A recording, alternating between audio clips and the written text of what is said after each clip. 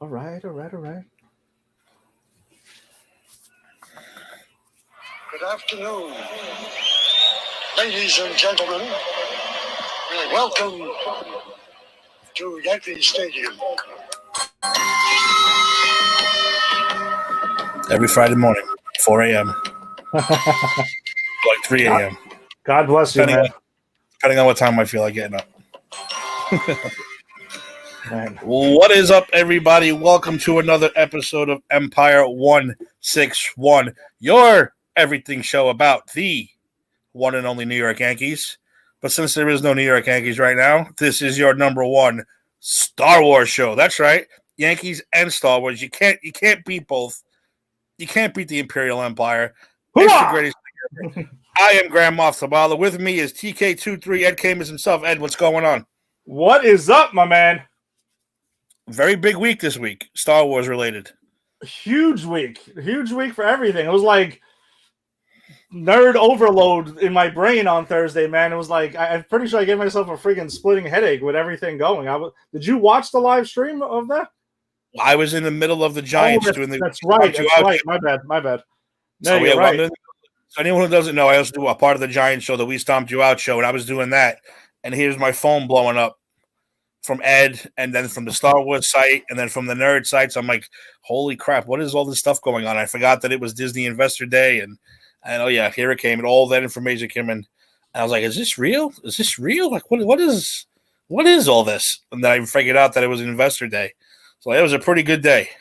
Pretty sick, man. We're going to get into all of it, man. I am super excited. I am dying to know what you think of some of this. We purposely do not text each other much and have conversations regarding stuff on the show now because we want to save it for Mando Monday. So we got a lot to get into.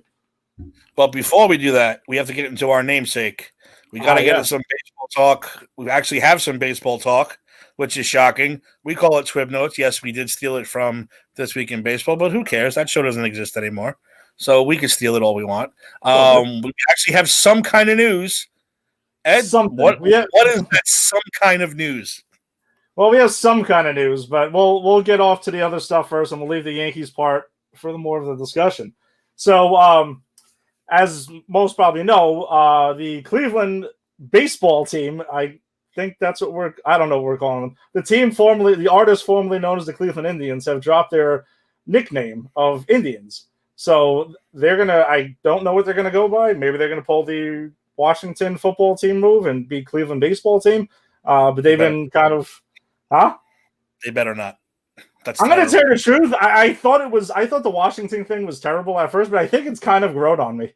I don't know why. And I can't stand them regardless as a Giants fan, but I don't think it's that bad. I don't know. Maybe it's they got the same colors and it's like whatever. I mean, they're still the Washington team that plays in Washington. So I don't know. Yeah. Whatever. Yeah. It's not that big of a thing for, to get used to, but well, the Indians are going to go that route also. They're expected to have a new nickname by the start of the 2022 season. So we'll see what that is. But do you have any ideas of what they could go with? I was thinking like the Cleveland Rockers. Maybe they go with that. They could have like Shawn Michaels and Marty Jannetty like be the team mascots, and they could like just do that thing. I don't know. I mean, I don't know. The Cleveland Steamers. The Cleveland Steamers. I mean, the greatest name ever. I'd have to buy that jersey. I'd have to.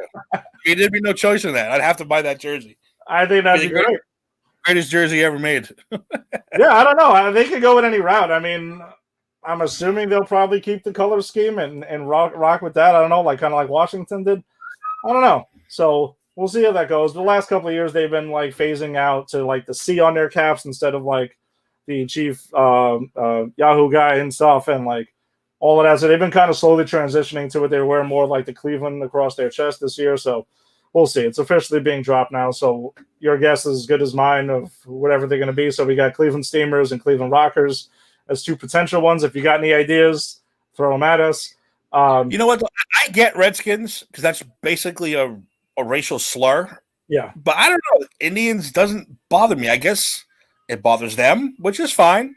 Yeah. And you're going to change it. But Braves, Chiefs, and like Indians, I don't know. It didn't bother me. Those, but like I said, Redskins is basically just a straight up slur. Yeah, exactly. That's why I get they had to change their name. Yeah. But hey, whatever. I can't. I'm not one of them. I a little bit, maybe like 10%, but that's about it. So I can't speak for them. Okay. But hey, all right, good for them. Yeah, listen, guys. In the end, it's a nickname for a sports team. You can come up with something. You could change it. Guess what? They'll sell all this new gear, and their fan base will be hyped up to get new gear. The team will be rolling in money then, since everyone's going to want the new gear. So it'll probably work out for them. I don't know. I mean, maybe I'm not really sure. I don't want to speak. I'm not Native American either, so I'm not really sure with Braves and Chiefs and all of that. So I guess we'll see as it comes along. But as far as baseball teams go, I think that would probably kind of cover just the Cleveland team. Then the next note is Yankees related. CC Sabathia will be making his debut in a booth. He'll be teaming up with Ryan Ruocco to call the Nets and your Boston Celtics doing a preseason game on the Yes Network on Friday. So have you ever listened to the R2C2 podcast by any chance? Never listened to it.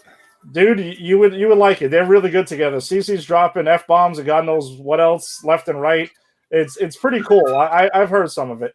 But those two together in the booth doing a basketball game. CC's a huge sports guy. I think he's a Raiders fan. And I think he said he adopted them as a team since now he's a New Yorker. He has an unofficial title with the Yankees. I'm sure it's probably like assistant to the traveling secretary, or I don't know, whatever the heck he is. But, who knows?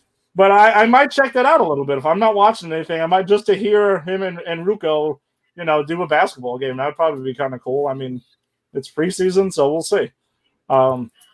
I'm kind of curious. I like I like Ruocco too. Honestly, like when he subs in for Michael K during the baseball season, I'm like all for it. He brings like a youthful like exuberance, I think, to the booth. So it's pretty cool. I mean, I like K also, but Ruocco.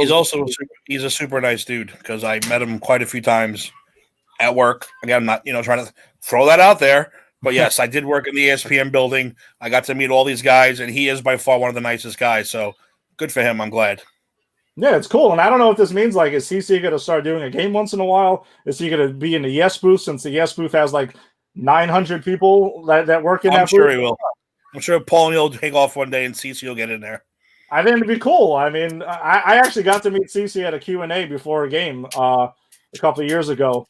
And, we got to ask him like two questions. And like this kid stole my thunder and I didn't know what to ask him. So I know CC's like a sneaker guy too. So I asked him what his favorite Jordans were. And he went real specific. We like the same Jordan 11s, but he was like all about the cool gray Jordan 11s. I'm like, my man. And Angie got to ask him what his favorite pizza was. He said he didn't have one in New York. He was still looking at the time. Wow. And then Angie was like talking up roses and was said, and that's how that got to. So he at least is aware of roses. Who knows if he went to it or not? But we'll see. If I see Sabathia and roses now, I'd be like, dude, I'm going to call you and let you know. Call me. I'll come over wearing my Jordan 11s. I'm sure Angie will be very happy to hear that. She'll be very proud. And the last part of, also the Mets announced their new GM earlier today. Because honestly, his name escaped me at the moment. I know they signed James McCann to a 4-year, $40 million deal over the weekend. So they're starting to get their ball rolling. Maybe that starts to get, some of the bigger pieces going, like JT Realmuto and George Springer. Trevor Bauer, DJ LeMahieu of our own. We'll see. But transitioning to go ahead. Which Springer is the team going to get? The decent athlete who can hit or the cheater who knew the ball was coming? How do you give this guy the money not knowing which Springer you're going to get? He don't come with the garbage can. You're right. Or maybe he does. No, I don't know. All these Astros guys, how do you give them the money? All of them. I wouldn't give them anything. Like, how can you don't know what you're getting? The cheater or a player? There's only one way to find out. You got to give. Listen, I can't stand the Astros just like you can't. I have plenty of my issues with them too, but I think they do have talented ball players. I don't think they knew everything all the time. Like Altuve, isn't like a minor leaguer. I think he's a legit major league player, and that'll get into what I was going to talk to next. We're part of that, but Correa is going to be a free agent next year. So we'll see sooner or later because I don't think they're all staying. We'll get No. an answer to a lot of our questions. No. They're all leaving. Yes, Altuve might be there by himself with, like, I don't know, maybe Alex Bregman, but we'll see. But that ties into multiple reports that were out there over the weekend of DJ LeMahieu and the Yankees still showing mutual interest, but they are about $25 million apart on another deal. Well, I'm going to explain, though, because I kind of agree with what I heard with Kay this morning. Earlier this afternoon. But DJ will now reportedly have to, quote, take other offers more seriously. So my take on this, I don't know what yours is, but $25 million apart pretty much means that they're at a 1-year pass. Reportedly also that the Yankees are offering 4 years, which we talked about a bunch. They're offering a 4-year deal around $20 million or so a year. DJ, if you do the math, $25 million. So he probably wants a 5th year. And Cashman's like, all right, if you want a 5th year, go out there and let's see you get another offer for a 5th year. I see a lot of Yankee fans on Twitter and all over the place losing their shit about, oh my God, you got to sign him right away. Please sign him. Guys, this is how negotiations go.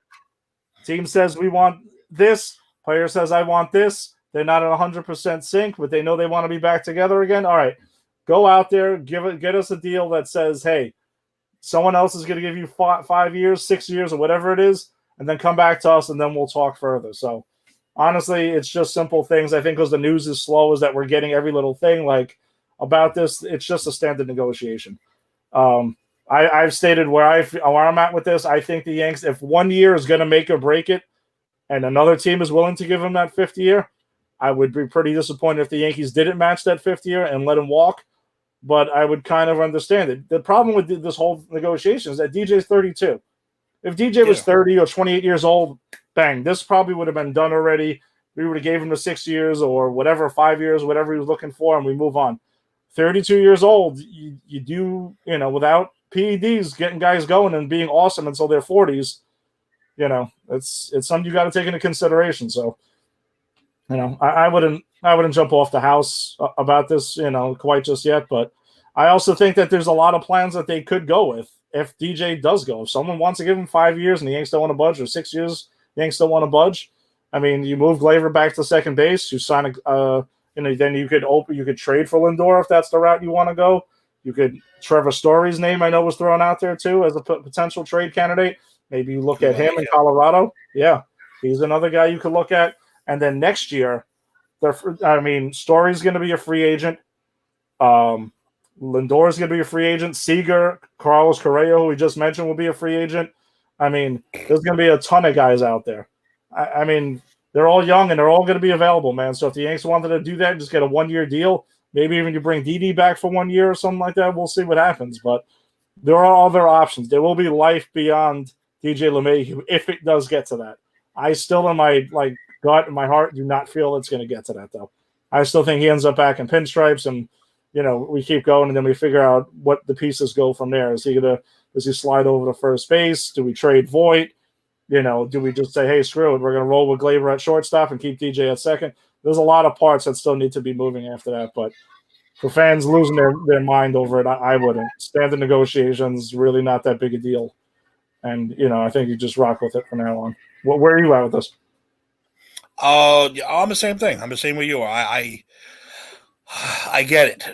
32 years old, man. You can't. You can't give him 5, 6, 7 years. The guy's already in mind.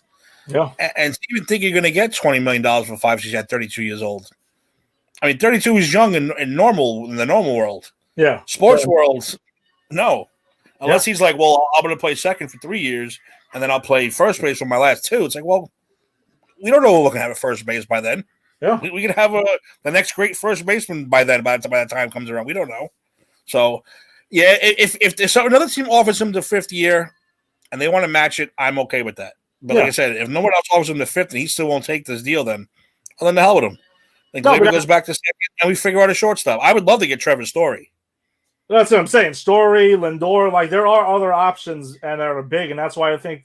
And the key with those options are, though, if the Yanks could sign these guys next year without giving up any prospects, to get Lindor, to get them now, you're gonna have to trade for them now, and they're gonna clean you out for all your top prospects now. So, and Cashman has protected the farm system. Some will say maybe even a little bit too much. But you do got to give something to get something. So we'll see how this plays out. But 4 years is what most people were predicting with it. But if he doesn't get that 5th year, then I think he comes back to the Yanks and it's like, all right, I take the deal and that's it. We move on. I'm signed to 4 years and that's it. But the teams that I've been seeing that are rumored to be interested is, the Dodgers, as always. It seems like they're always interested in somebody. The Mets are reportedly interested. The Blue Jays are supposedly interested as well, which is kind of a strange one. But maybe they want that veteran presence on the team since they got such a young core. Maybe that's what's going on the there. Mets have McNeil. McNeil's a good ball player. But what the hell they want him for? But McNeil's playing all over the place. They got the guy in the outfield. They got him at second. They got him at third. Yeah. All right. Whatever. So we'll see how it plays out. But honestly, to me, it really wasn't that big of a story to report. But at least it's because I think it's right where we've been saying. It's been pretty accurate to what we've been thinking the whole time. So, we'll see how it plays out. The Yanks could end up getting him at their number at 4 years if no one else is willing to go there. True. Real quick, Raul is chiming in. What is up, Raul Velasquez Jr.? I'm having a slow reaction today to this computer again. That's a pain in the butt. But he is commenting. He says he thinks you'll be the Cleveland Spiders. I'll go with the Spiders. We don't have any insects, do we? Are there any insects in the major leagues? There's no insects. Spiders. The spiders associated with Cleveland? That or something? I don't know. There we go. Cleveland Spiders. Why not? And the Met fans asking for the Yankees to sign DJ. I'll take that, Met fan. I'll take it. I think Raul's just being a nice guy. Any more TWIB notes before we move on? No, not really. We kind of mentioned it's still really, really slow-moving baseball, but that on this show that does give us more time to talk about Star Wars then, or anything else. And even then, before we get to all the Star Wars stuff, even though we're not a Marvel show, so to speak, we still got to mention some of the cool shit that came out of that same announcement about all the Marvel stuff. Because some of that Marvel stuff is that came out of left field. And they popped out with trailers, and they popped out with all kinds of cool stuff. So off the top of your head, what was the best thing that not the best. What was the favorite thing you got to see come out of the Marvel side of the Disney announcements? I think, honestly, just the trailers. Because I'm just thinking, so if we go through the shows, right, we know we're getting WandaVision next month. We got that. Which looks completely insane, by the way. I might need acid to watch that show because I don't know what the hell's going on.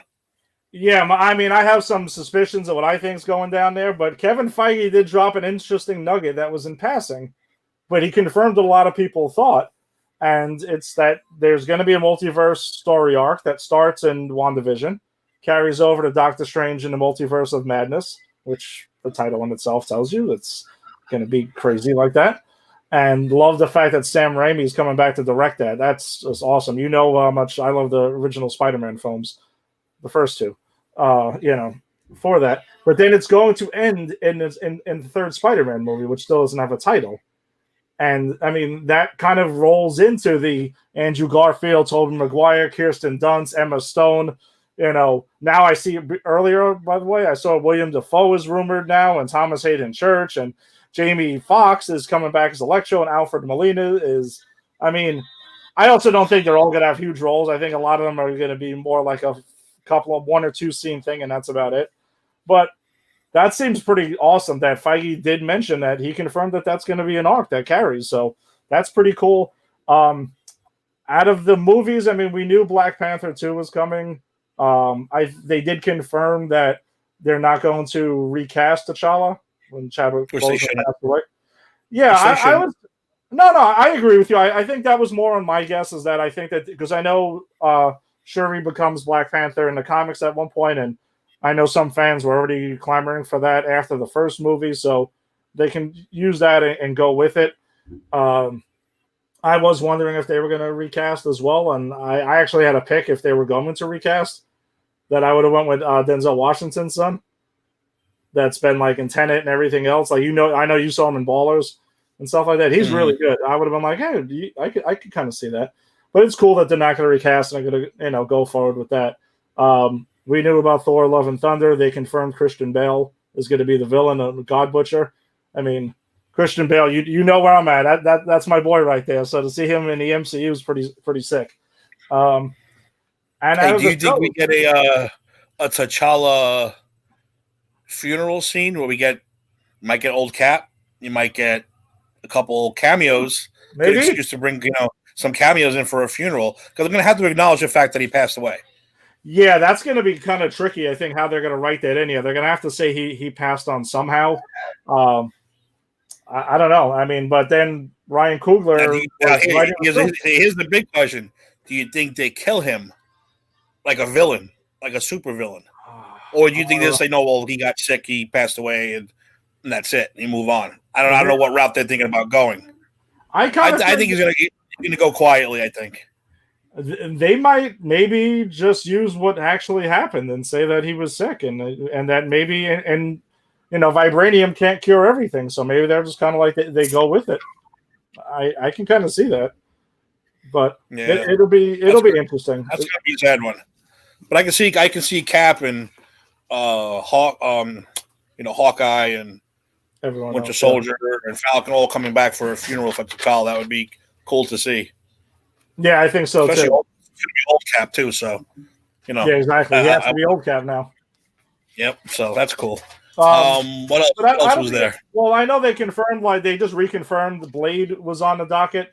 I know they got Marshall Ali who's going to play him, but Feige did say that more news would be coming soon. So I guess they were still finalizing things. As far as the shows, She-Hulk they confirmed, and they confirmed that Mark Ruffalo's Hulk will be in it. And dude, Abomination, they're bringing back the Abomination. That's awesome. Like they're acknowledging that freaking movie now. Yes. Finally. Which they barely do. But they barely ever acknowledge that movie because of Universal. It's like a sentence, a throwaway sentence once in a while. But no, they're like all in now. That's pretty cool to see. I mean, I guess she's going to fight him or something. Because I know he was mentioned on Agents of S.H.I.E.L.D. And they just said he was kind of locked away in a S.H.I.E.L.D. thing. And they kind of just moved on from it. But that was cool that they confirmed all of that. That Armored Wars was pretty cool because War Machine is going to be front and center now, taking on stuff, and I really would like to see them bring back what's his face from Iron Man 2. Justin Hammer. Yes, dude, we need. Everybody wants Justin Hammer. I love Justin Hammer. You need some more Justin Hammer. He is a charismatic douchebag. He really is. I would love to see him come back for Armored Wars. Yeah, because they're saying Tony's tech falls into the wrong hands, so that's cool. That Nick Fury show that we heard about got confirmed that they're saying it's Secret Invasion. So they already laid the groundwork for that at the end of Far From Home. Yep. So wait, back to that She-Hulk thing for a second. See, I watched that part with Kevin Feige when he mentioned that.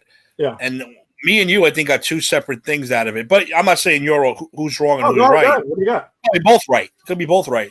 Yeah. When he said that because she's a lawyer for superheroes, you may see other characters. Now, some people pick that up as Daredevil.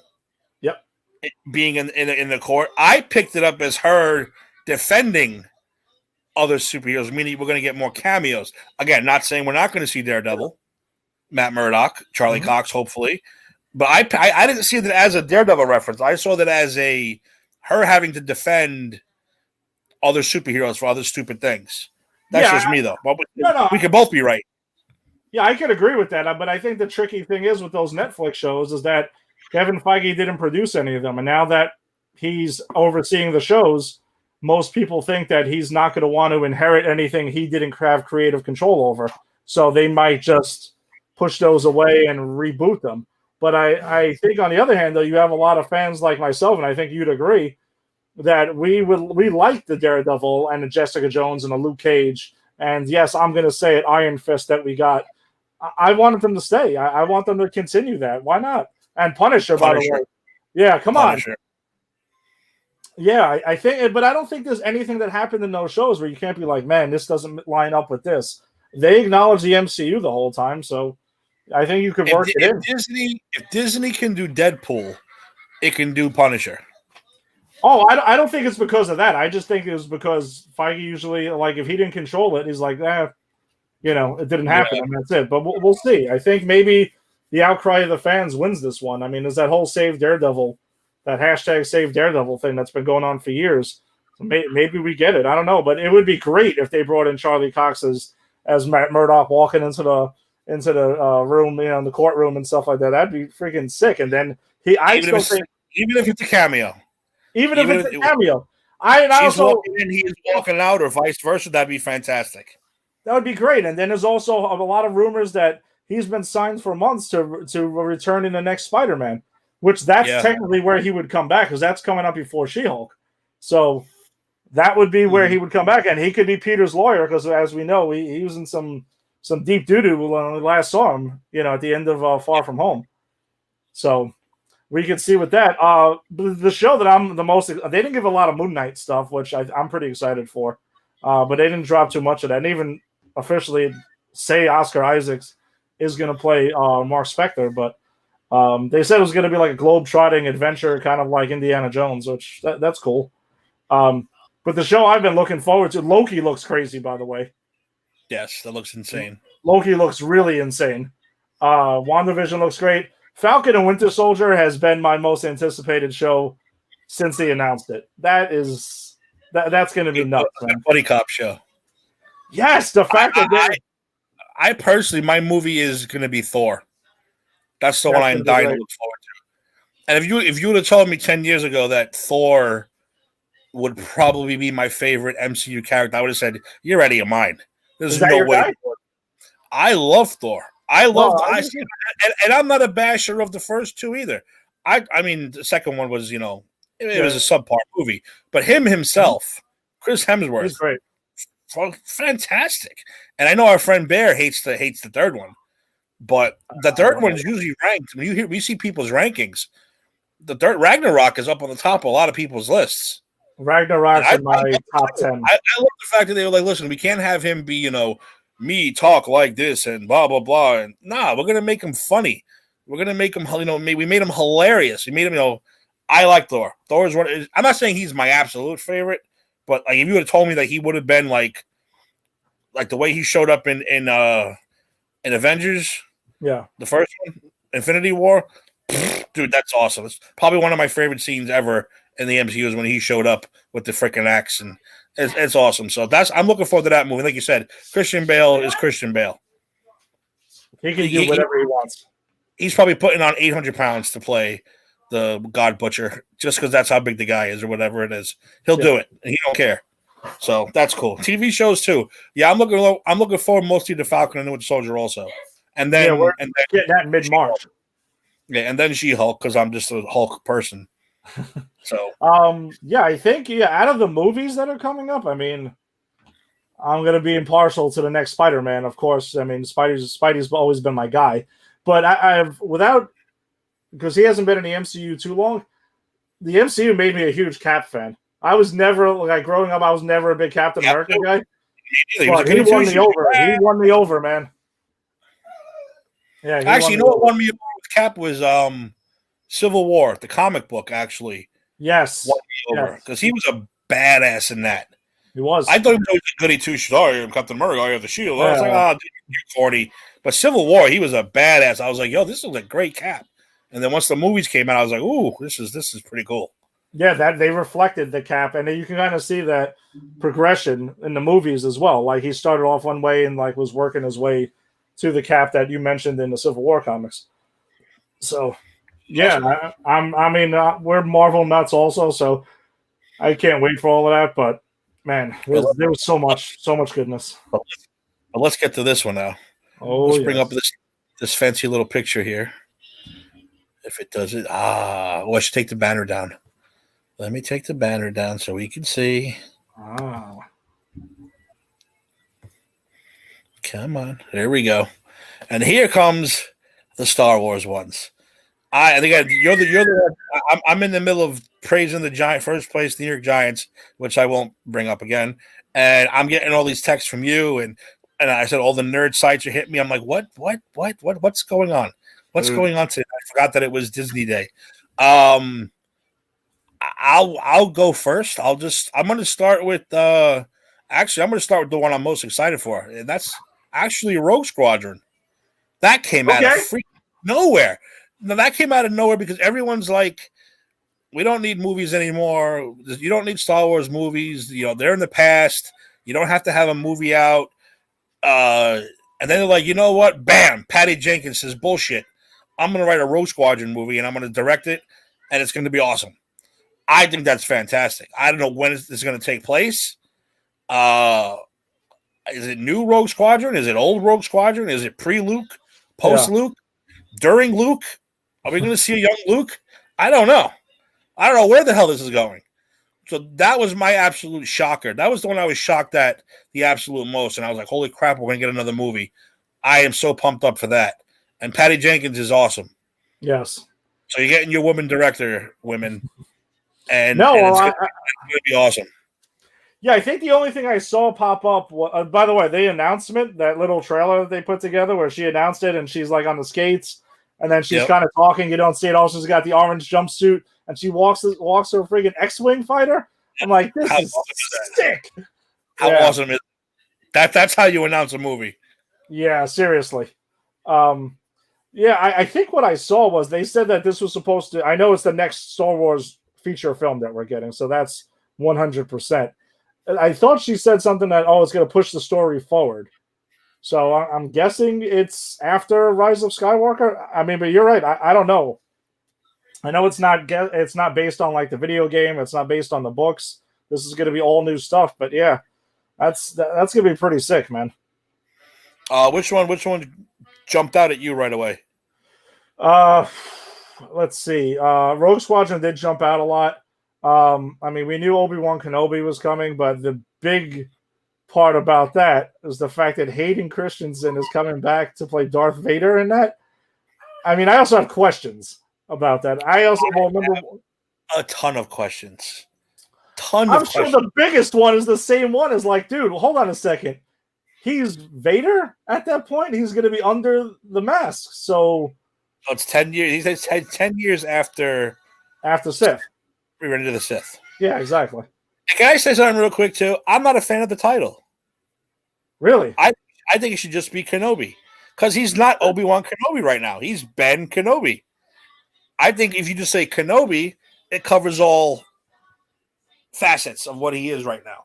I think it's going to bounce around a lot. I like just Kenobi. I thought that would have been a much better title. But yeah, Hayden Christensen coming back is great. It's going to give the guy another listen. The one thing these Disney movies did, all of a sudden now the prequels are the greatest movies ever made. Every bit of hate. Pretty soon you're going to start seeing Jar Jar hashtags. We forgive you. We love you. Jar Jar for president. Please bring back Jar Jar in his own show. You're going to start seeing it because people are so angry at Last Jedi and Rise of Skywalker. Now Hayden Christensen's the greatest thing ever alive. 10 years ago, they hated the guy, which I think is bullshit. Yeah, but he's going to be 10 years. The only thing I see, here's the thing. I have to play that guy now. I have to play that guy. I don't want them facing each other. I don't want them seeing each other. Because you're going to lose the episode 4 moment. You can't ruin that moment with the first time they've seen each other since Obi-Wan left him for dead on Mustafar. If they see each other in this series, that wipes that moment out. And I don't like that. I don't like when you take those moments away. Oh, hold on. I got a question for you though, and I'm on board with you. But did Obi-Wan know that he was under the mask? Did he know he was like Darth Vader immediately? Because remember when he left him for dead, he thought he was dead. Yeah, he thought. Well, within 10 years, he definitely finds out. Maybe this is how he finds out. Well, he should already know 10 years in. Like I mentioned it 100 times, and it's now it's legends. There was a book, and he found out because he was in the cantina, or a cantina. He was following Luke around with Uncle Owen and Emperor, following them around, just keeping an eye on them. He stepped into a cantina for a glass of water, and it popped up on the holonet. Emperor's new hand, Darth Vader, make something, and he went ballistic. He went crazy. Like, holy shit, he's still alive. And then Qui-Gon popped in his head and said, calm down. Calm down. He's like, what do you mean calm down? He's not dead. He's alive. And I should have did this, I should have that, and Qui-Gon had to like calm his ass from going off the deep end. That's what I want to see. That would be the scene that I've been wanting that scene since that book came out. Nice.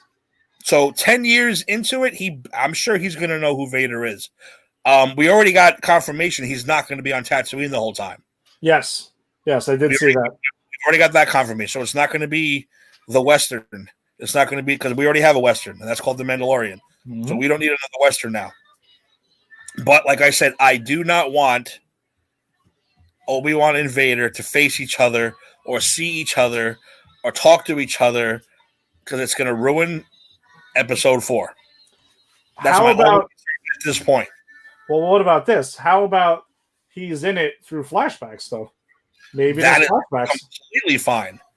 That's complete. Or, maybe they show what he's been doing for 10 years, murdering Jedi and, destroying planets and doing all that. That's perfectly, of course. Who doesn't want to see that? Everyone's dying to see a Vader do that kind of stuff. Yeah. I just don't want them to face each other. Well, my thing is, if you're going to go and bring back Hayden Christensen now, right, which I think under other directors, you're going to get a better performance at him this time. So this could be like super redeeming for him, like his acting chops. I think that putting him under the mask, he's not going to do the voice, right? So obviously you're not hiring him to do that. I think we're going to get a lot of flashback stuff. That's my guess, is we're going to get some more of that. That's why you're bringing him in to do that. And you might be right. Maybe they don't actually meet in their current timeline, but we'll see. I think what a really cool thing is that we're getting is that Favreau and Dave Filoni are going to be overseeing Ahsoka and Rangers of the New Republic. And wow. I don't know if they're overseeing Andor and Obi-Wan as well, but Ahsoka and Rangers of the New Republic are synced to the Mandalorian. Yep. So those three shows are going to be synced. So I'm assuming this is the Grand Admiral Thrawn triple threat that's going to have to face him. Yeah. Just by that fact that they mentioned that those three shows are going to be matched up together. Rangers of the New Republic, I assume, is going to be a military show where you're going to have, your badass Navy SEAL type soldiers of the Republic. Like Cara Dune? Like Cara Dune. Mm-hmm. Even though she was a dropper. Drop trooper, yeah. It's all the same crap. She's a ranger. I'm a ranger, like, A-team. I'm a ranger, baby. I'm a ranger. So it's probably all that kind of stuff. And the fact they said Ahsoka, Rangers are all going to be under the same banner with Mandalorian, that's where we're going to get our Grand Admiral Thrawn, probably triple threat, and do all that stuff. Yeah, because they also did say there's going to be a lot of crossing over and like cross-pollination between those three. So you might get a bunch of stuff. Now, Kyle's got a good point. That's not on here, but yeah, they were talking that up too as the only other feature film. Is that Taika Waititi's untitled Star Wars film is coming, and we're also, I know Tim and I are both super excited about that too. He's going to kick ass on that thing, man. Whatever the hell it's about. Love Taika Waititi. Yeah, love that guy because I haven't seen anything that he's. I said I'm a huge fan of the Vampire show. Ragnarok was out. I was absolutely being fantastic. Mm-hmm. Kyle, that's a good start. That's a good question too. He's taken so much shit because of The Last Jedi. I don't think he's going to come back. That was not mentioned. That I don't know if Kyle was watching the Investors Day too. I was watching it in a watch along with your boy John Campia, and I was watching along with that. They didn't mention Rian Johnson at all, and that also popped into my head too. It was like, so they only mentioned 2 feature films, but most of the focus was on the Disney Plus shows. By the way, Kyle is one half of the Jada and Kyle show. They do a great movie show. You should all be watching here on Pop Cultures. I don't know what day you guys are on, Kyle. If you want to throw that up there, I'll gladly plug it for you. But they do a great job on their movie show. Hopefully I can get back on that show again, Kyle. Hint, hint. At a good movie, at a movie that I can take. Mike, Mike, what are you doing?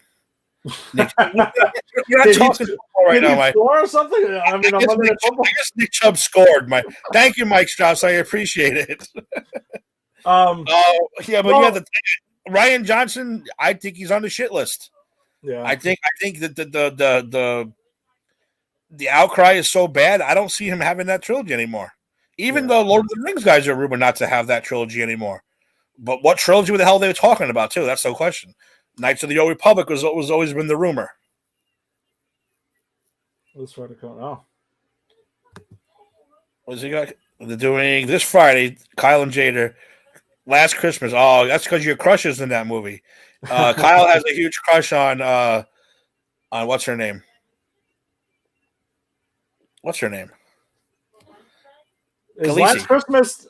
Khaleesi's Oh, that's right. That's the one with Khaleesi. He has a big crush on Khaleesi. I have not had a chance to watch this movie, but I will give it a fair shot. Kyle, So I can chime with you, Kyle.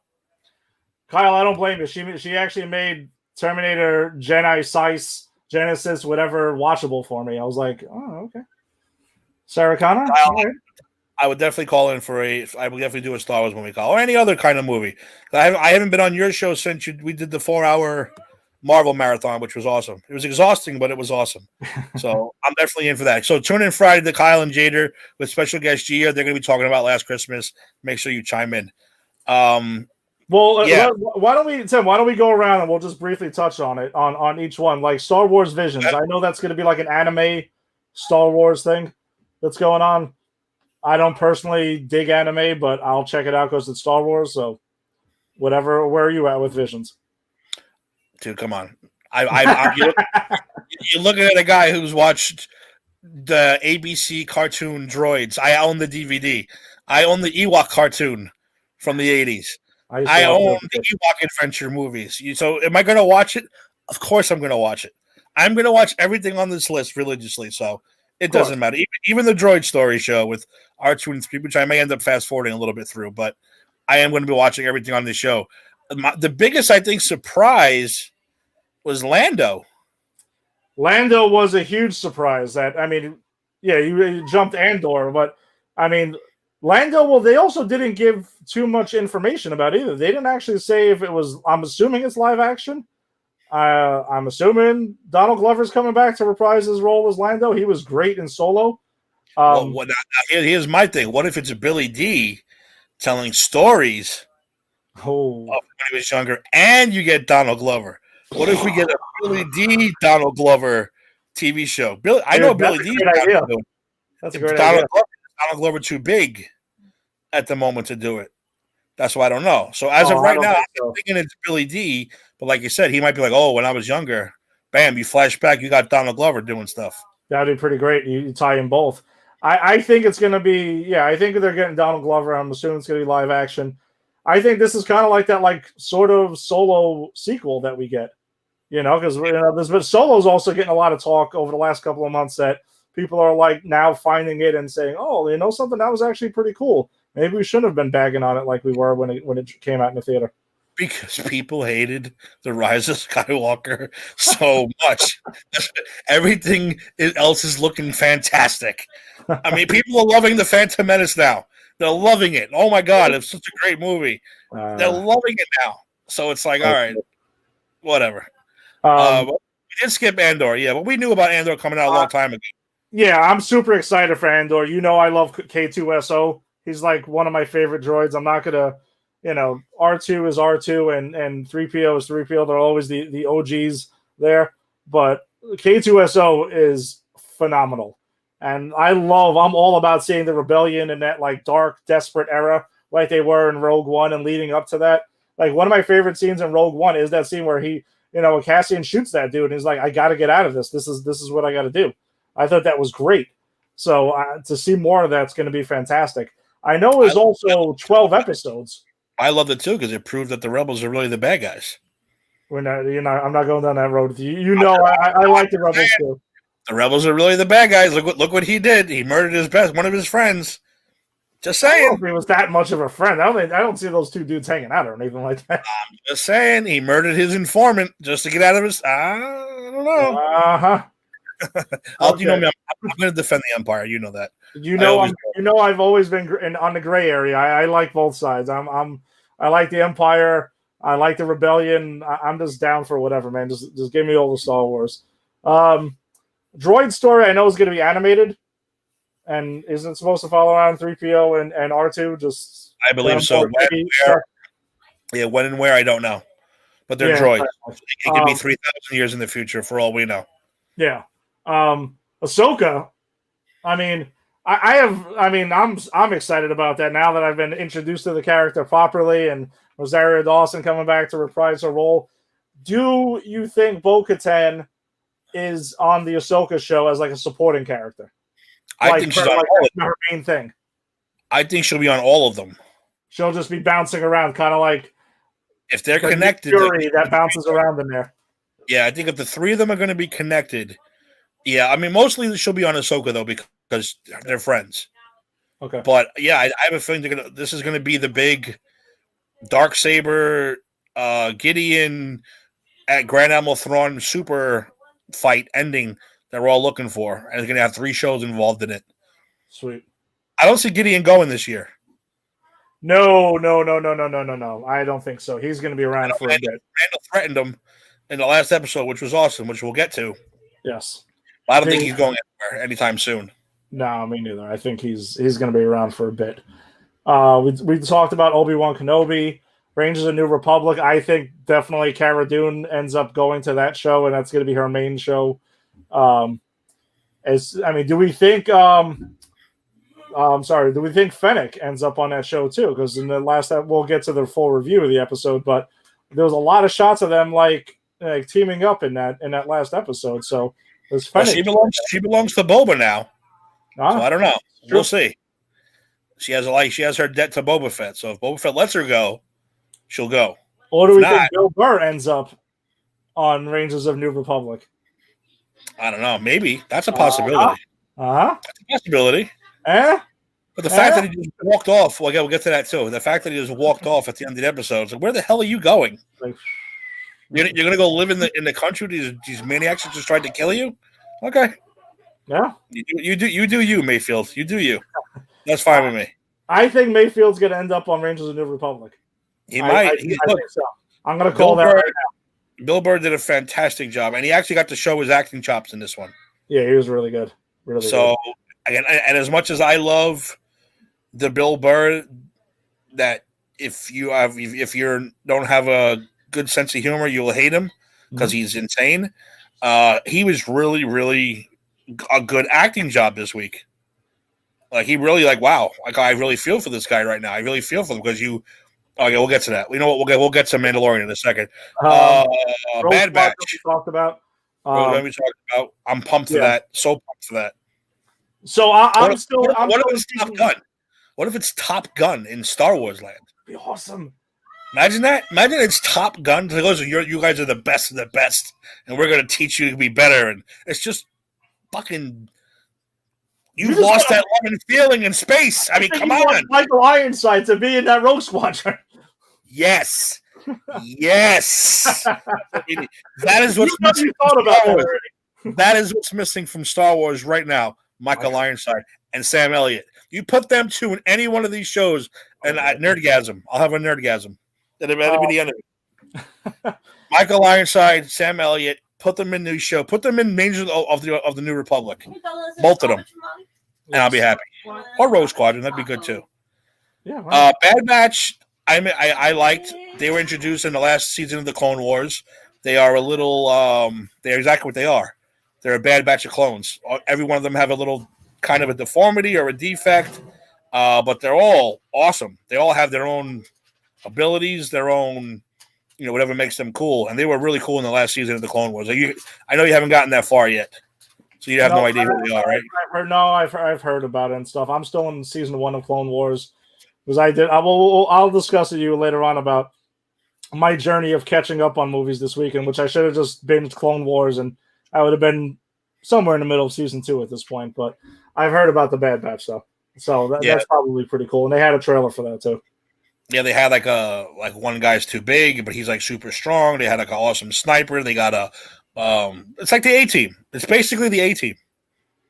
Nice, but it's 5 of them instead of 4 of them, 6 of them or something like that.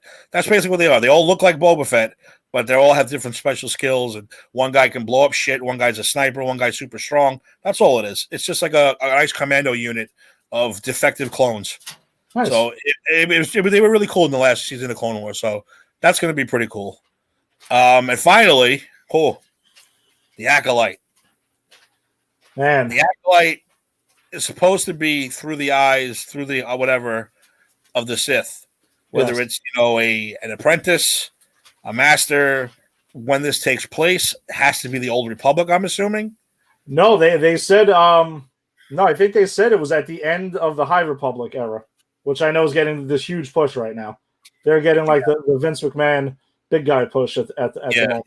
They are. So, They're getting their Roman Reigns push right yeah, now. that's what I've seen is that's what the only info that they said was this is going to be from a Sith point of view for the first time ever. We're going to get that, and it's supposed to be set at the end of the High Republic era. So this is going to be my show. There's no question about it. This is going to be my joint right here because I am a huge fan of that stuff too. When you go back, as I said, I like the whole Jedi vs. Sith war, the Darth Bane books, just in general. So the big thing I saw floated around, I don't know if you saw this, but there's a lot of talk of like fans are speculating if we're going to see Darth Plagueis finally. Listen, I can't. I'm not even going to speculate because Darth Plagueis, Darth Raven, Darth this, Darth that. It all depends on when these shows and these movies take place. High Republic though, Plagueis was still around, no? Who knows? They were all around. It all depends on which one. Okay. Darth Bane's human, so he doesn't last as long as Darth Plagueis. Darth Plagueis wasn't human. He was a Mun. I want to say a Mun. Mern? Mum? Somewhere around there. So, he could live 300 years. Who knows? That's kind of thing is when I see it, I see it. When I believe it. Because you can't. Oh, I can't get that excited until I know. But that's probably going to be my show right there. Well, we're just excited that we're getting from the Sith point of view for the first time ever. That's right. Finally, a show from the good guy point of view. That's all. It's about time. It's about time we're going to see that. The way I see it, anyway. The way I like to look at things. So those are the big announcements. But of course, we're here to talk about one specific show. Best show on TV right now. Mandalorian and Grogu and their adventures in space. All right.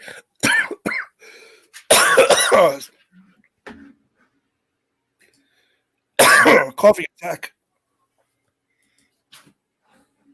Okay. I think so. Am I good? All right. I think so. All right. I'll mute my mic if I have to. You guys, I mean, that's why I have my cup of water. Yeah, I have soda. It doesn't do the same job. No, but I'm okay. All right, so unfortunately, there's only one episode left. That's the bad news. Yeah. The good news is we had another good episode.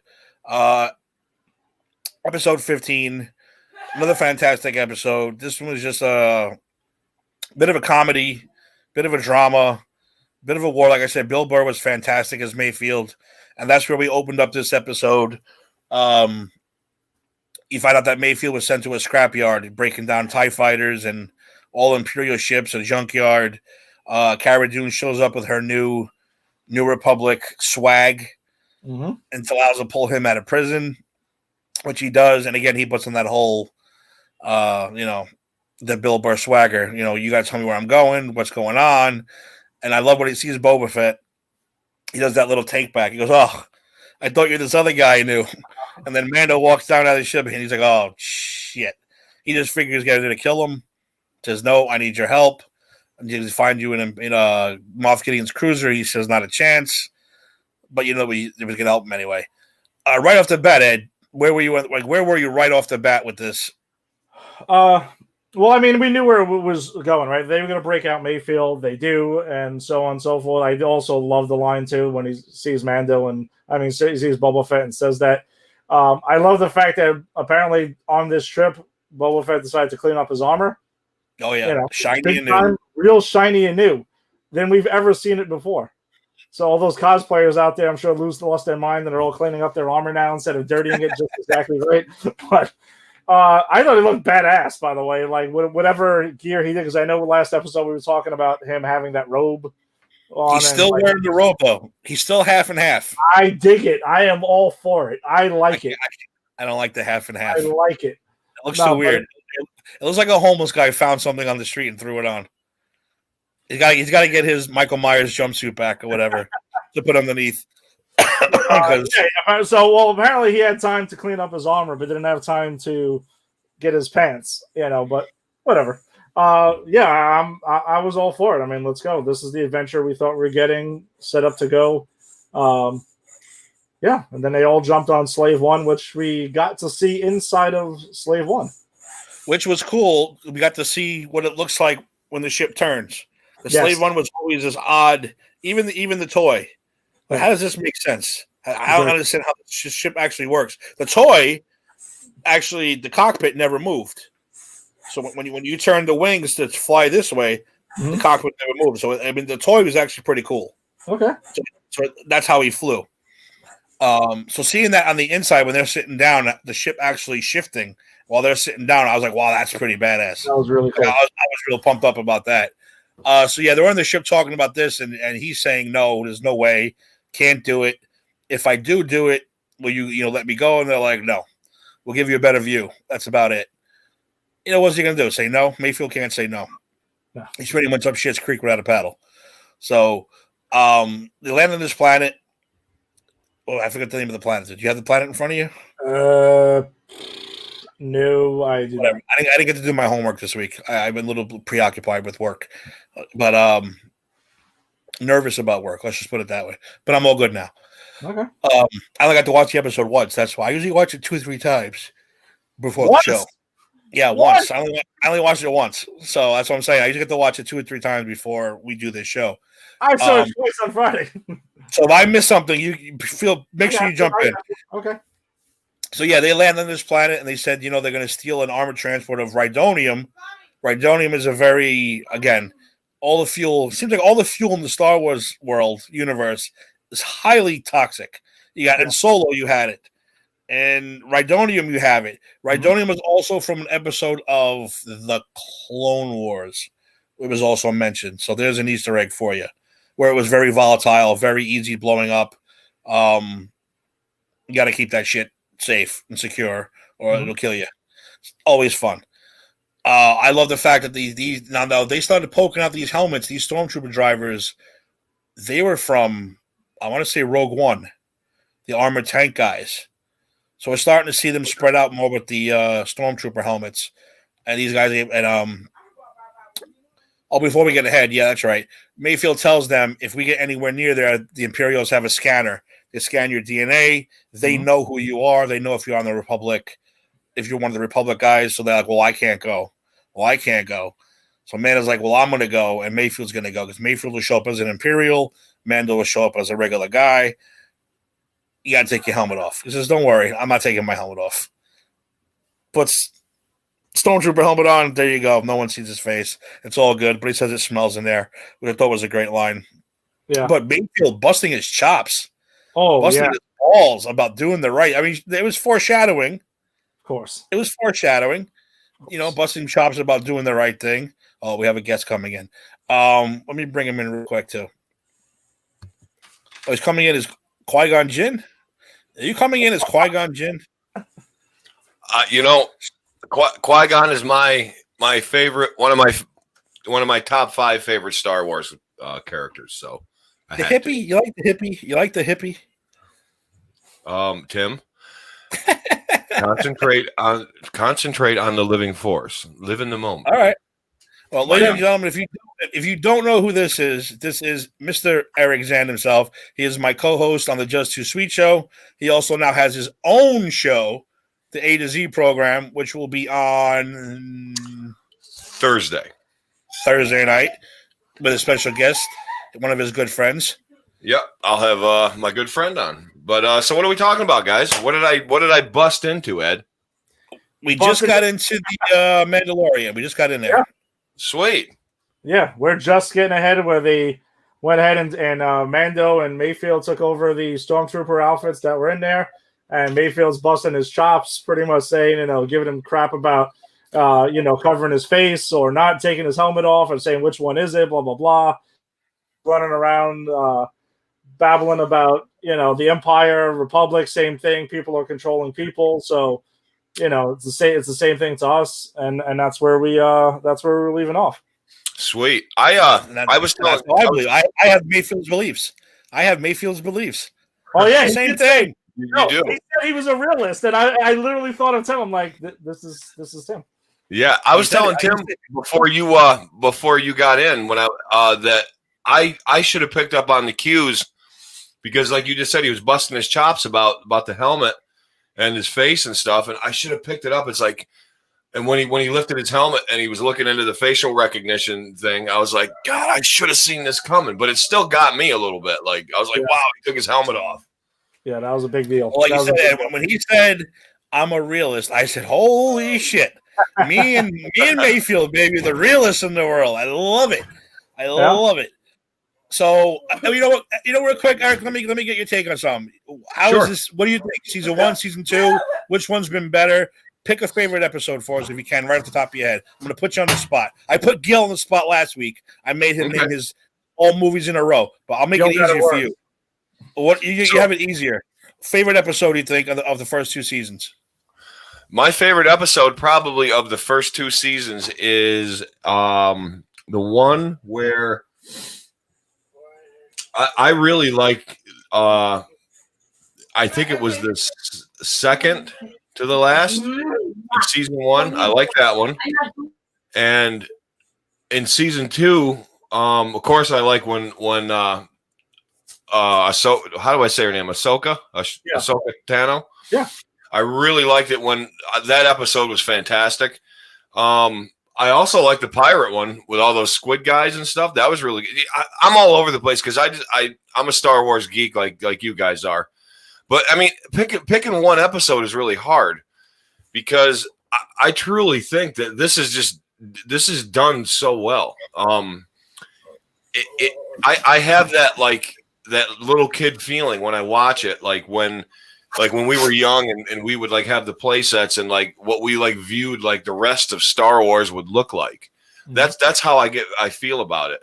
But if I'm going to go ahead and you're going to put me on the spot, I'm going to say I like the one. Is it episode 2 with the crate dragon? Was that episode first 2? One. That was the first one of this season. Yeah. First one.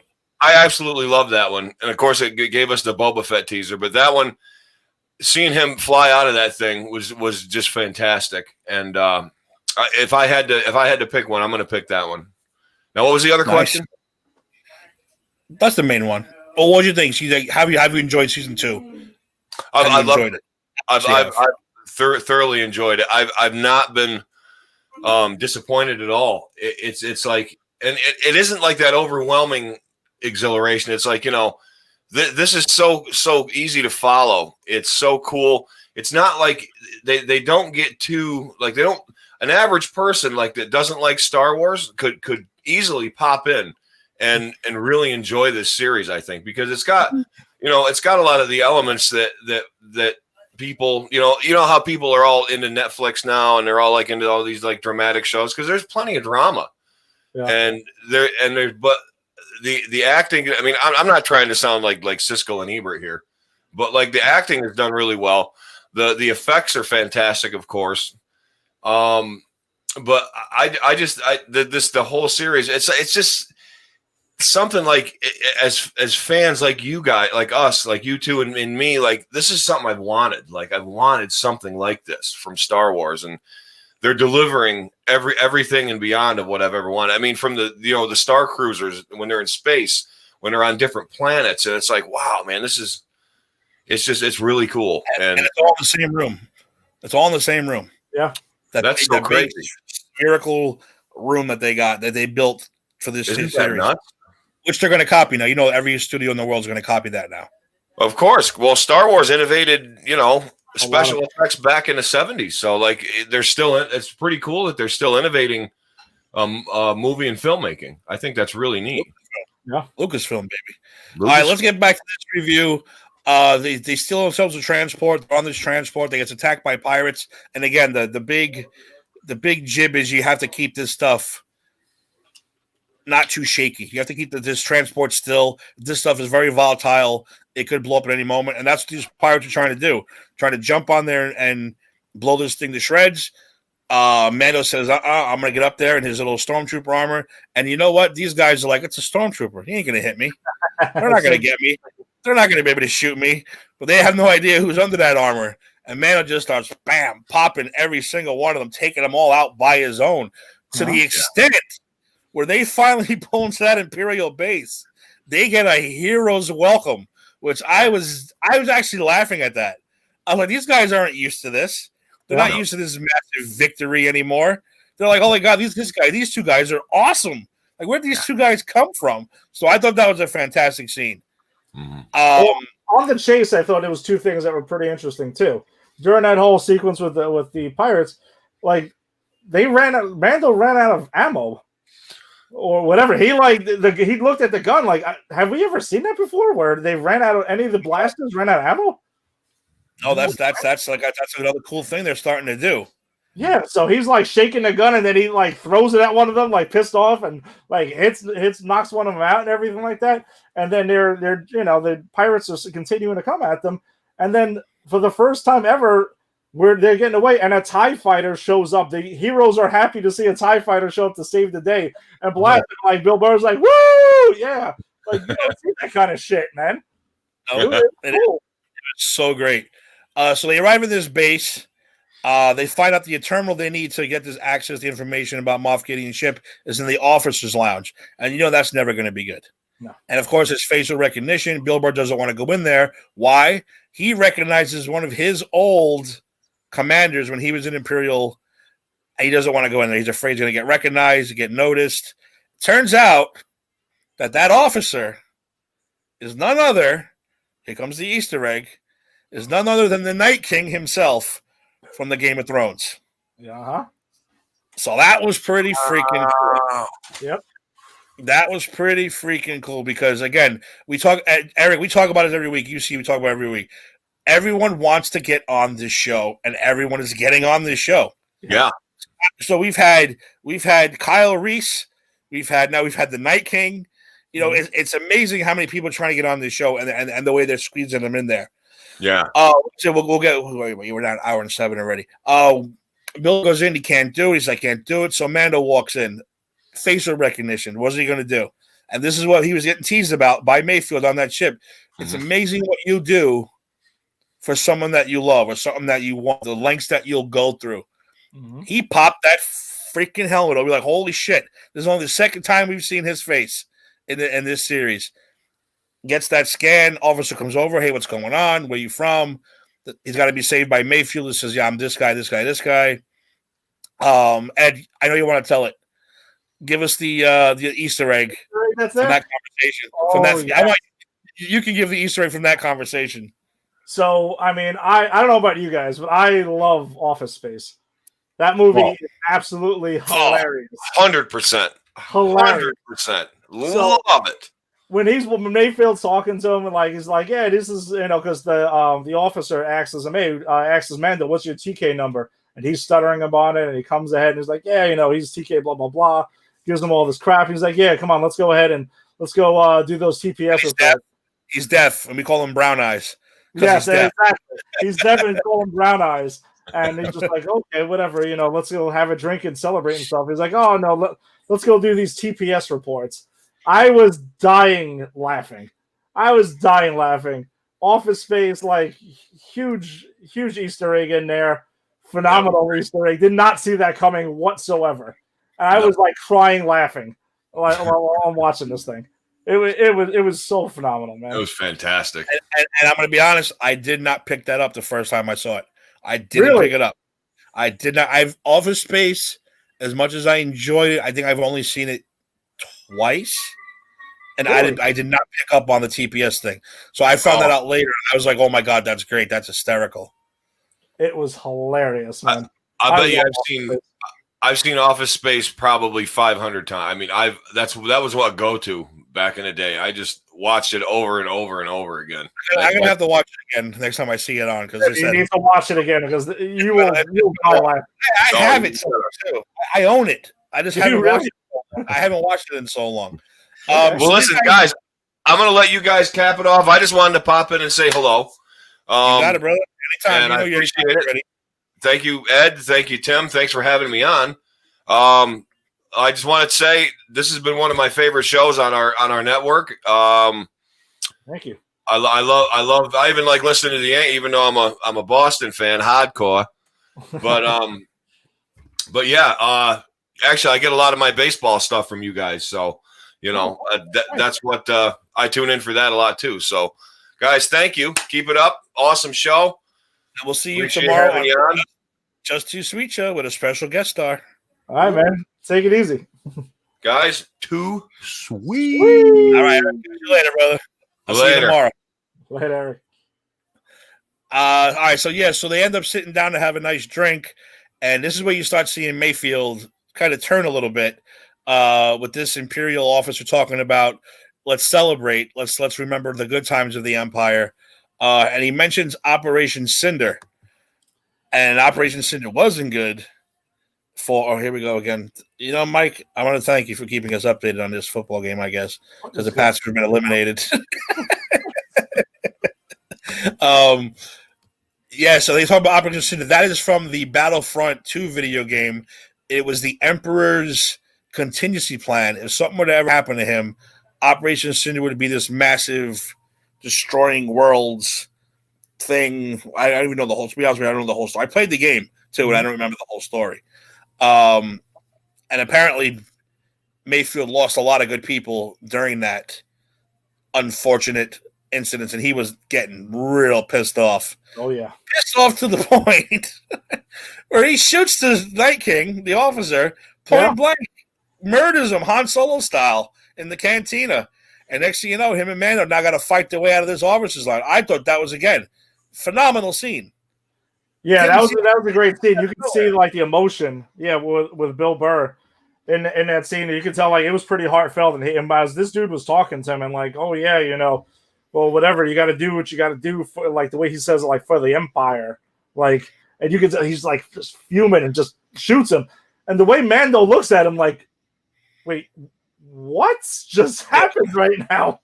Like, that's my job, dude. What are you doing? Yeah, and one thing in that whole scene that I thought was interesting too was the way how uncomfortable Mando looked during that whole thing, like having his mask off, and you could tell he was like fuming and uncomfortable. Like you could just see what was going on there, and that was like that was tremendous. Yeah, I liked the conversation. He was the Night King off. I don't know what's the name. The Night King. I call him the Night King officer. The Night King.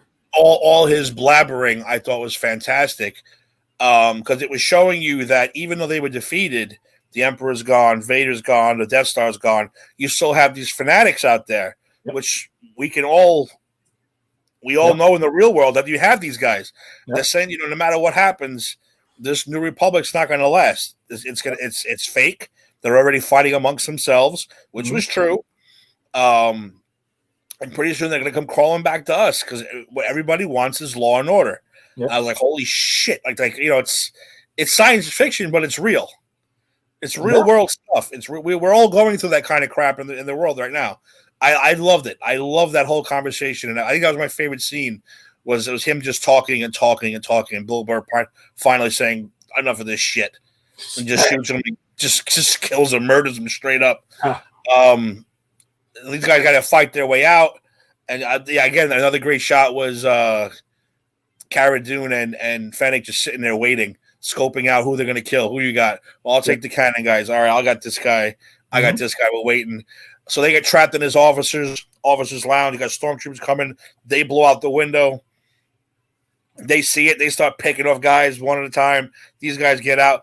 Let me tell you something. I was nervous for the first time, I think, watching this show. I was like, how are they getting out of there?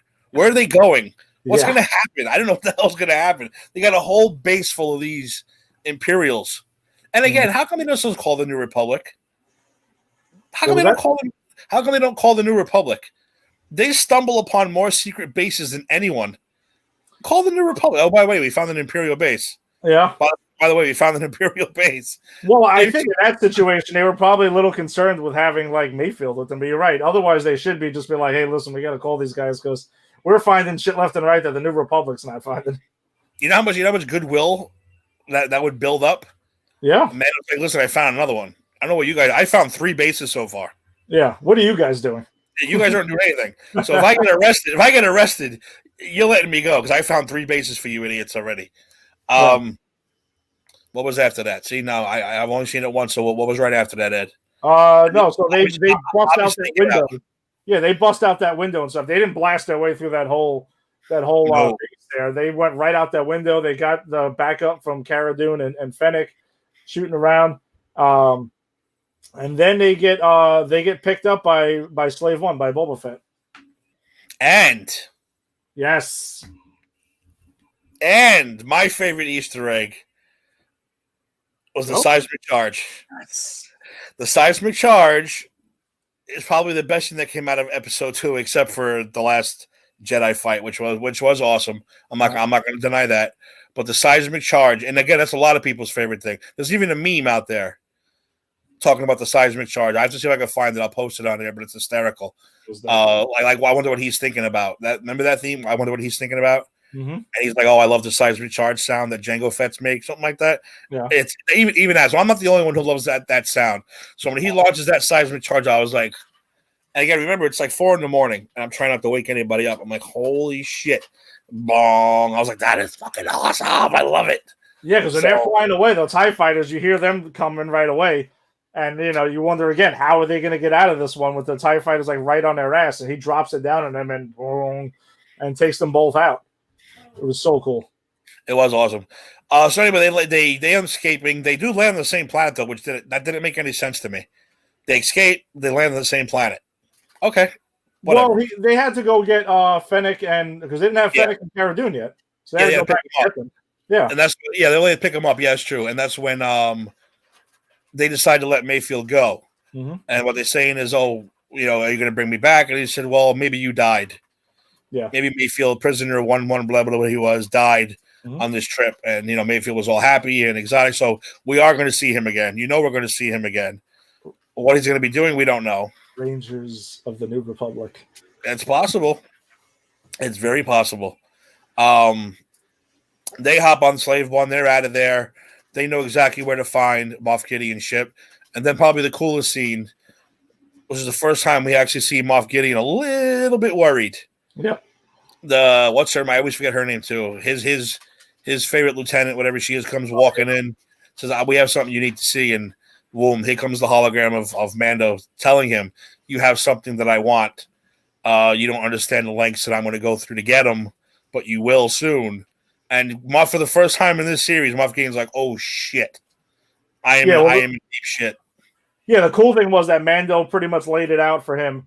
The same words that Moff Gideon used for him in season 1 when he was telling him something. I'm probably going to misquote it word for word, but he was like, you have something that I want, and it means more to me than you'll ever know, and things like that. But Mando saying that, obviously, throwing it back in his face. But I also think for Mando taking off his helmet in front of a bunch of people and doing what he's doing and even saying that, I actually think those words meant a lot because that the child means everything to him now.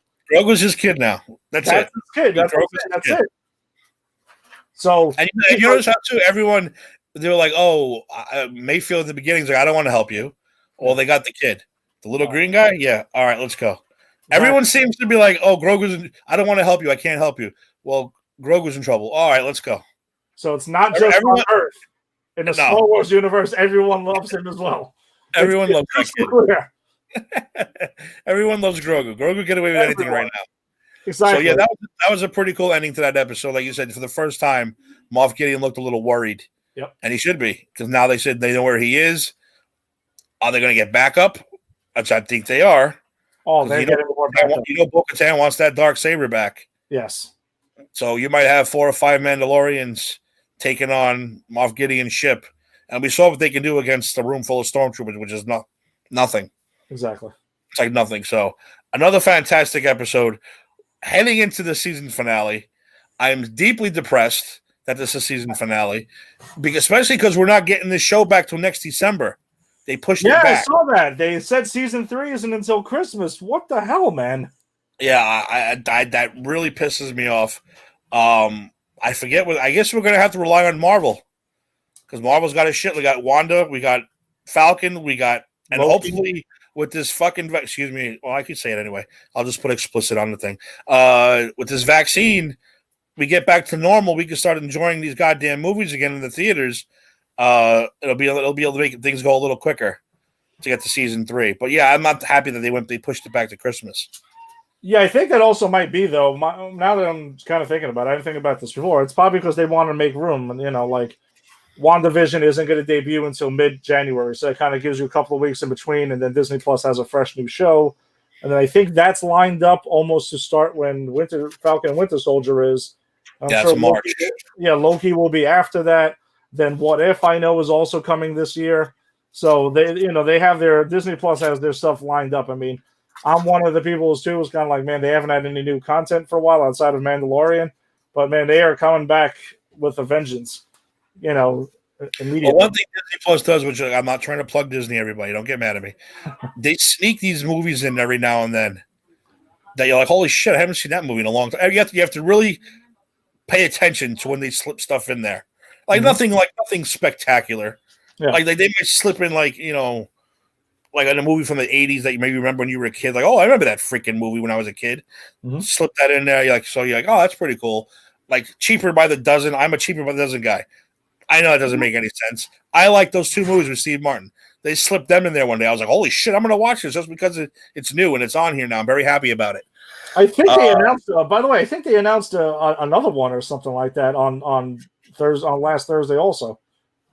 It was like another cheaper, it was like a Cheaper by the Dozen. They announced a lot of other stuff besides Marvel and Star Wars. Get out of here. No, they did. You can look it up. It's I don't know if it's like a series or another movie. Was it Cheaper by the Dozen? Something that might be Father of the Bride. Zip that. Never mind. That's what it is. Yeah, exactly. Sorry, I'm getting my Steve Martin franchises mixed up. Never mind. I stepped in shit. Yeah, I think they did a COVID special thing. Father of the Bride reading or something like that with a part 3. Like By the way, something they dropped also, some news for Hulu, the FX on Hulu thing. Dude, we're getting a freaking Alien series. Yeah. That's is awesome. But when, again, there's another thing. Are we going to have aliens? No. Not like the last movies. I know they said like Ridley Scott or whatever is in talks to like executive produce it. And was it Noah Hawley who did he did Fargo, and he also did Legion for FX. He was supposed to be doing a Doctor Doom solo movie for Fox before that sale happened. So yes, I agree. I also started, but I also, from what I understand, Kevin Feige met with him to discuss it and review it. Like they were even talking about that, like at one point. But I guess he's doing this Alien series. I mean, I'm hyped up for it. I would like to see a good Alien series.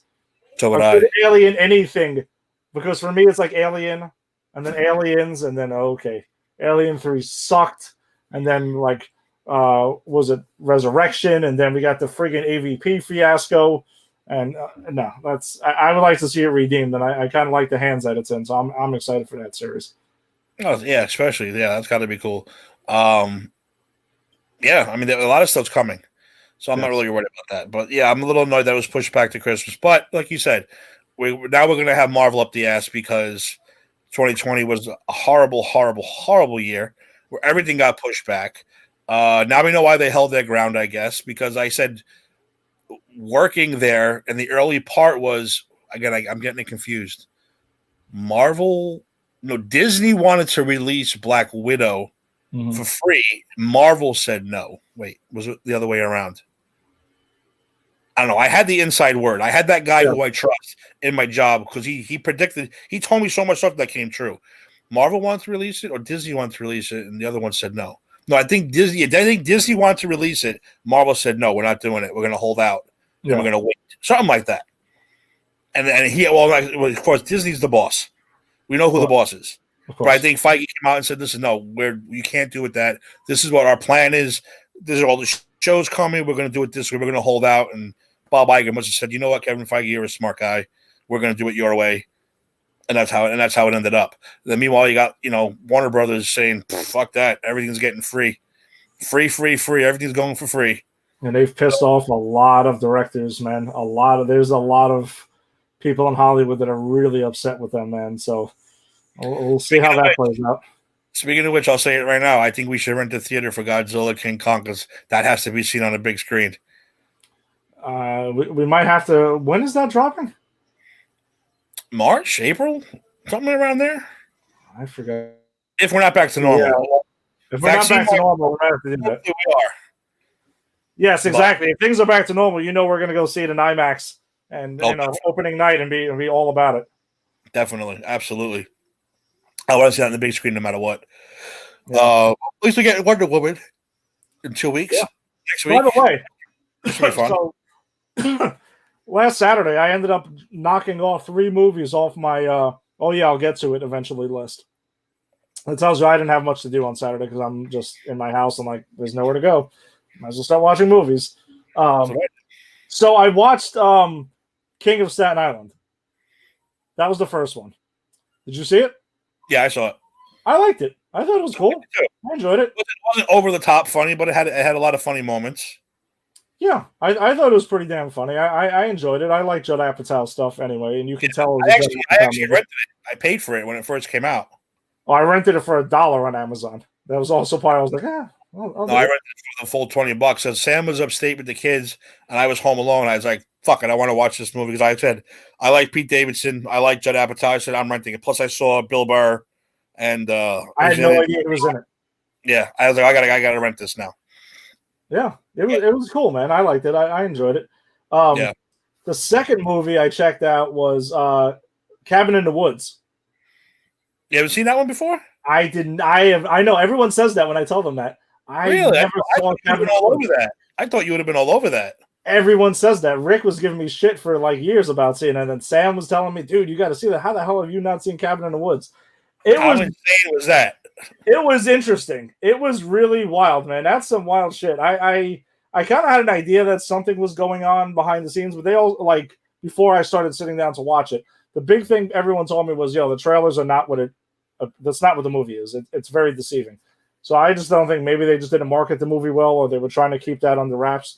But it was a cool flick, man. I liked it. You got to see young Thor in it. That movie is 9 years old now. I did not realize all the horror like things that you have to follow. They go through. Yep. All the little things like they had like stuff from Evil Dead with the book. They had are they going to go in the bedroom? Like, oh, this. I thought that was hysterical. Yeah, I thought it was pretty cool. All the horror things came into one big thing. There's a whole room full of idiots here, betting on it and guessing, and so I thought that was great.